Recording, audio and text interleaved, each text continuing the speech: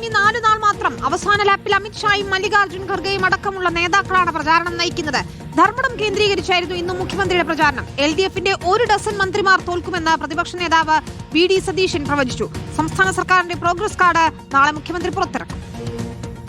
തീപാറും പോരാട്ടത്തിനൊടുവിൽ കേരളം വിധിയെഴുതാൻ ഇനി ബാക്കിയുള്ളത് 4 നാൾ മാത്രം. അവസാന ലാപ്പിലും കൊട്ടിക്കയറുകയാണ് പ്രചാരണം. ദേശീയ നേതാക്കളുടെ പട ഇന്നും സംസ്ഥാനത്ത് പ്രചാരണത്തിനിറങ്ങി.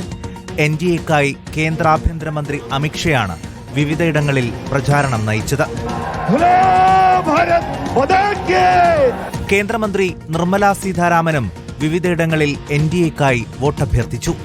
UDF-നായി AICC അധ്യക്ഷൻ മല്ലികാർജ്ജുൻ ഖർഗെയാണ് വിവിധ കൺവെൻഷനുകളിൽ പങ്കെടുത്തത്.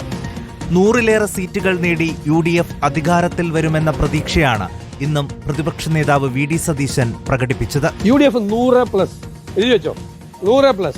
ഞാൻ പോളിംഗ് കൂടി കഴിയുമ്പോൾ ഒന്നുകൂടി പറയാം, കറക്റ്റായിട്ട് പറയാം. LDF വൻ വിജയം നേടും എന്ന് പറഞ്ഞ CPIM സംസ്ഥാന സെക്രട്ടറി BJPക്ക് ഇത്തവണയും സീറ്റുണ്ടാകില്ലെന്ന പ്രതീക്ഷ പ്രകടിപ്പിച്ചു. ഒറ്റ സീറ്റ് പിടിക്കില്ല. പിന്നെ ഇനി BJP ജയിക്കണമെങ്കിൽ കോൺഗ്രസിന്റെ വോട്ട് കൊണ്ട് മാത്രമേ ജയിക്കുള്ളൂ. LDF-ന്റെ പ്രചാരണ നായകനായ മുഖ്യമന്ത്രി ഇന്നും ധർമ്മടം കേന്ദ്രീകരിച്ചായിരുന്നു പ്രചാരണം.